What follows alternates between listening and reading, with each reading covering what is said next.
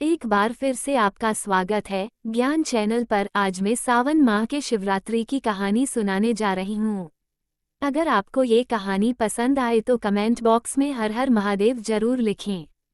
साथ ही अगर आपने अभी तक मेरे चैनल को सब्सक्राइब नहीं किया है तो सब्सक्राइब कर लीजिए और बेल आइकन पर क्लिक जरूर कीजिए, जिससे हमारे वीडियो के नोटिफिकेशन आपको मिलते रहे। अब सुनिए ये कहानी। किसी गांव में एक परिवार रहता था जिसमें एक बूढ़ी माँ और एक बेटा और उसकी बहू रहती थी। बहुत ही बूढ़ी माँ के बेटे का नाम रामू था। रामू नौकरी के लिए चला गया था। अब घर पर सिर्फ सास और बहू ही थी। बहू बहुत ही संस्कारी और सीधी सादी थी, लेकिन फिर भी उसकी सास उसको बहुत परेशान किया करती थी। हर बात में उसे डांटा करती थी, लेकिन बहुत चुपचाप सब सहन करती और अपनी सास को कुछ नहीं कहती, बस चुपचाप अपना काम करती रहती।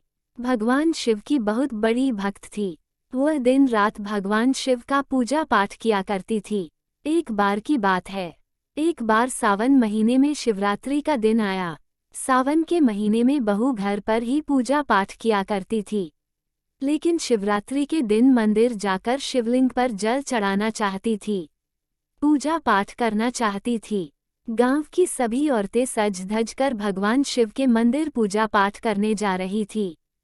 बहू ने भी व्रत रखा और सज धज कर बहू भी पूजा के लिए मंदिर जाने लगी। लेकिन उसकी सास ने कहा, कहाँ जा रही हो बहू? बहू ने कहा, माँ जी मैं शिवजी के मंदिर जा रही हूँ पूजा करने। तो सास बोली, कहीं जाने की जरूरत नहीं है, चुपचाप खेतों पर जाओ और फसल को देखो, आने वाले पक्षियों को उड़ाना। बहू ने कहा, माँ जी मंदिर से आकर मैं खेतों पर चली जाऊंगी।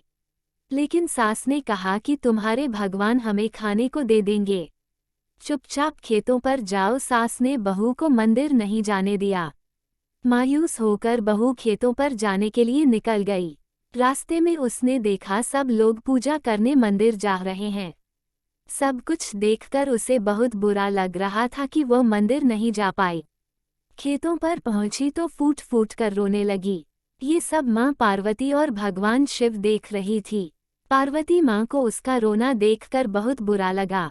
उन्होंने भगवान शिव से कहा, हे भगवान, मुझे इसका रोना देखा नहीं जा रहा, क्या आप इसकी मदद नहीं कर सकते? तब भगवान शिव और माता पार्वती सेठ सेठानी का रूप रखकर बहू के पास गए और बहू से कहा, क्या बात है बेटी, इतना क्यों रो रही हो? बहू ने कहा, अपनी किस्मत पर हो रही हूँ।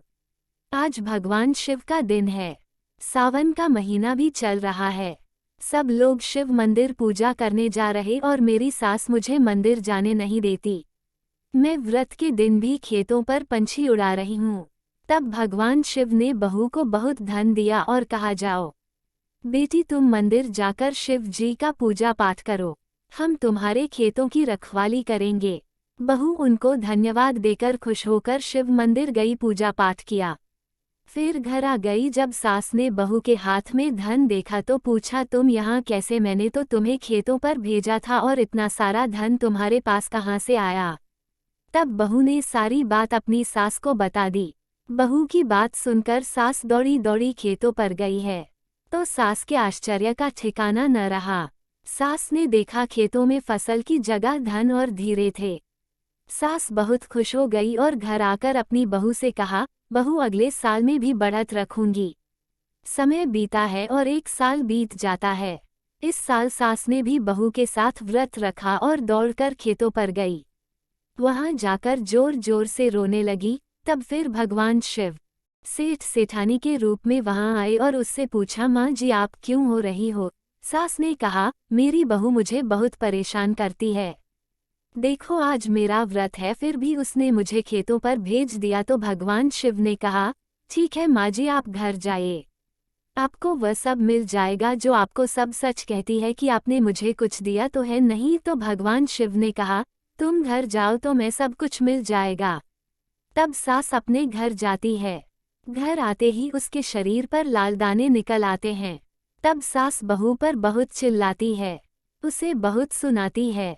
तभी भगवान शिव और माता पार्वती प्रकट होते हैं और सास से कहते हैं, तुमने हमारा व्रत लालच की वजह से किया है, लेकिन तुम्हारी बहू हमारा पूजा पाठ बिना लालच के करती है, जिसकी जैसी भक्ति उसे वैसा ही फल मिला।